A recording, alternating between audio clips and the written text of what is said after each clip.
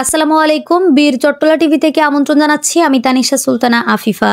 নোয়াখালীকে স্বতন্ত্র বিভাগ ঘোষণার দাবিতে বিক্ষোভ মিছিল ও অবরোধ কর্মসূচি পালন করেছে বিভিন্ন সামাজিক, রাজনৈতিক ও নাগরিক সংগঠন। শুক্রবার ৩ অক্টোবর জুমার নামাজের পর নোয়াখালী জেলা জামে মসজিদ থেকে বিক্ষোভ মিছিলটি শুরু হয়ে শহরের প্রধান প্রধান সড়ক প্রদক্ষিণ করে সুপার মার্কেটের সামনে এসে ১ ঘণ্টার অবরোধ কর্মসূচির মাধ্যমে শেষ হয়।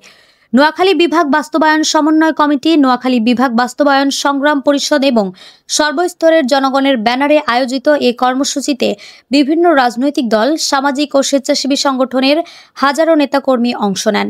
কর্মসূচিতে বক্তব্য দেন হেফাজতে ইসলাম নোয়াখালী জেলার সাংগঠনিক সম্পাদক মাওলানা ইয়াসিন আরাফাত, জেলা যুবদলের সাধারণ সম্পাদক নুরুল আমিন খান, জাস্টিস ফর জুলাই সদস্য সচিব ইয়াসির আরাফাত, বৈষম্য বিরোধী ছাত্র আন্দোলনের সাবেক যুগ্ম সদস্য সচিব মেহেদী হাসান সীমান্ত এবং সাবেক যুগ্ম আহ্বায়ক মামুনুর রশিদ তুষার প্রমুখ। অবরোধ চলাকালে নোয়াখালী কুমিল্লা ও নোয়াখালী ফেনী সড়কে দীর্ঘ যানজটের সৃষ্টি হয়। প্রায় ১ ঘণ্টা স্থায়ী এ অবরোধে সব ধরনের যান চলাচল বন্ধ থাকে। বক্তারা বলেন, বৃহত্তর নোয়াখালী অঞ্চলে প্রায় ১ কোটি মানুষের বসবাস। প্রশাসনিক, অর্থনৈতিক ও ভৌগোলিক দিক থেকে নোয়াখালী বহু আগে থেকেই বিভাগ হওয়ার যোগ্যতা অর্জন করেছে। তারা বলেন, নোয়াখালী শুধুমাত্র একটি জেলা নয়, এটি একটি ঐতিহ্যবাহী জনপদ। নোয়াখালী বিভাগের দাবি সময়ের প্রয়োজন এখন যৌক্তিক। বক্তারা আরও উল্লেখ করেন, নোয়াখালী হলো গুণীজনের ভূমি। এখানেই জন্মেছেন বাংলার রূপকার সিরাজুল ইসলাম দাদাভাই, সাবেক প্রধানমন্ত্রী বেগম খালেদা জিয়া, স্বাধীনতার প্রথম পতাকা উত্তোলন আ.স.ম আব্দুর রব, বিপ্লবী নেতা কমরেড তোহা, মুসলিম লীগের নেতা জমির আলী ও বীরশ্রেষ্ঠ রুহুল আমিন। তাই সবার একটাই দাবি, নোয়াখালী বিভাগ চাই।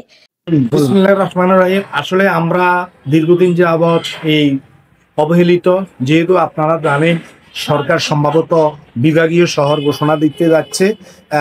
আমরা দুইজনে ক্যান্ডিডেট, কুমিল্লা এবং নোয়াখালী। আসলে আমাদের নোয়াখালী এই জেলাতে বিভিন্ন সারা বাংলাদেশের অন্যতম নেতৃবৃন্দ এখানে জন্মস্থান। এই বৃহত্তম নোয়াখালীতে যেমন বাংলাদেশের রূপকার অর্থাৎ বাংলাদেশের নাম যিনি রেখেছেন, এটার নাম বাংলাদেশ, সিরাজ আলম খান দাদাভাইয়ের বাড়ি এবং স্বাধীনতার প্রথম পতাকা উত্তোলক আ.স.ম আব্দুর রব সাহেবের বাড়ি নোয়াখালী, এবং কি কমরেড তোহা সাহেবের বাড়ি, যিনি যার জন্য এখনো চীনের জাতীয় সংসদে একটি চেয়ার খালি রেখেছেন কমরেড তোহা, ওনার বাড়িও আমাদের এই ইয়েতে নোয়াখালীতে।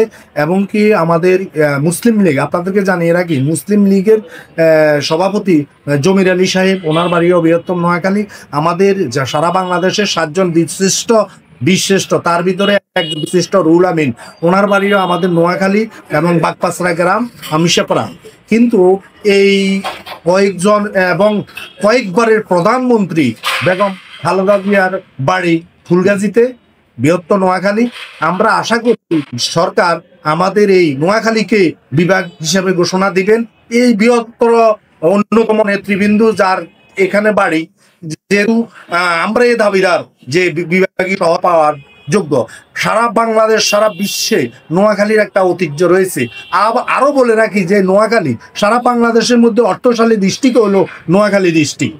আমাদের এই নোয়াখালী ডিস্ট্রিক্টে আপনারা আসলে পাবেন ইলিশ, এবং আমাদের এই নোয়াখালী আসলে আপনারা পাবেন এই সন্দ্বীপের হাতিয়া গেলে পাবেন নিজম দ্বীপ, এবং আমাদের এই নোয়াখালী পর্যটক এলাকা বললেই চলে, এবং উপকূলীয় এলাকা যদিও হয়ে থাকে। এই নোয়াখালীর আন্ডারে আমরা চাঁদপুর, কুমিল্লা, তারপর নোয়াখালীর আন্ডারে লক্ষ্মীপুর, ফেনী, এবং এই কয়েকটা জেলা নিয়েই আমাদের এই নোয়াখালী।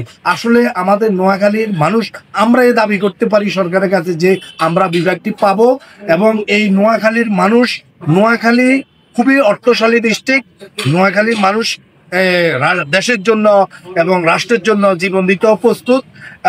এবং পাশাপাশি আপনারা কেউ বলে কুমিল্লা বিভাগ হবে, আর ভাই কুমিল্লা কিভাবে বিভাগ হয়? ঢাকার থেকে বাইরে হইলে কুমিল্লাকে বিভাগ দেওয়া অর্থাৎ ঢাকাকে বিভাগ দেওয়া একই কথা। কিন্তু আমরা নোয়াখালীর মানুষ কয়েকটি জেলার মিডল সেন্টার অর্থাৎ সুইটেবল সাইট, যেটা এটাই হলো আমাদের এই নোয়াখালী জেলা এবং বিভাগ। আমরা নোয়াখালীর মানুষ, নোয়াখালীর দাবি, একমাত্র দাবি হলো নোয়াখালী বিভাগ চাই। সরকারের কাছে আর কোনো দাবি নাই, নোয়াখালী বিভাগ চাই। ধন্যবাদ।